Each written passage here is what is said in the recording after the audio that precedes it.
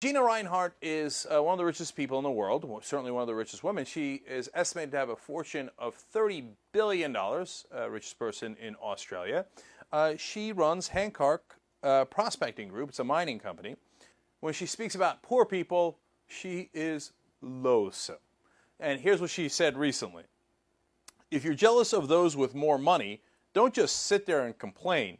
Do something to make more money for yourself. Spend less time drinking or smoking and socializing and more time working. For her to come out, inherit $75 million, then to blame the poor because they didn't work hard enough, that's not acceptable. It doesn't give me any sense, and neither has anything she's done in the past, that she appreciates that what she got made her life a billion times easier. You know how easy it is to make more money if you've got $75 million? On two things alone. First of all, investing. Now, you don't get investing right all the time, but is it hard work? No. You press a button. And if you guessed right, you make a lot more money. And if you've got $75 million, all you got to do is make, what, 10%? And 10% is, pretty good return, but not outstanding or anything like that, not world-breaking. You'd make $7.5 million a year. Okay, on that alone, it's so easy. Fine, make 5%. You'd still make over $3 million a year. I get the sense she has no idea how easy her life is. Second of all, it's so much easier to build a business if you already have money.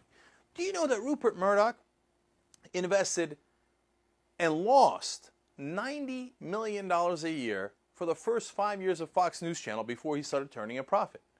That means he lost about $450 million. That's a giant investment before he started making billions off of Fox News. Now, if Rupert Murdoch was a poor kid in the middle of Tennessee and you said to him, all right, go start Fox News, well, how the hell is he going to do it? He did it because he had $500 million already to invest in it. So her lack of appreciation for how difficult it is for poor people is disgusting. Now, it gets worse.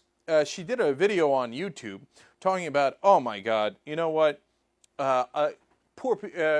Rich people pay too much taxes. And it's too expensive in Australia. You're a billionaire. How could it be too expensive in Australia? And if it was such a poor business environment in Australia, how'd you make $30 billion in the first place? But it's never enough. And the point that pisses me off the most is that she calls for a lower minimum wage. No, you can't do that. You can't be a billionaire.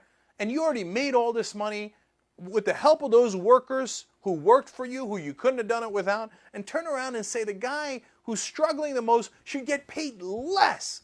A lower minimum wage? Oh, come on. Now, if you want them to work harder, why are you giving them an incentive to work less by lowering the minimum wage? Totally unacceptable. So I'm not hating on her for being rich. Look, Warren Buffett's rich. He's giving away almost all of his money. And he's trying to help folks. And he's saying, hey, taxes should be higher. We're not paying enough historically. And he's right? But it's people like Gina Rinehart who are obnoxious.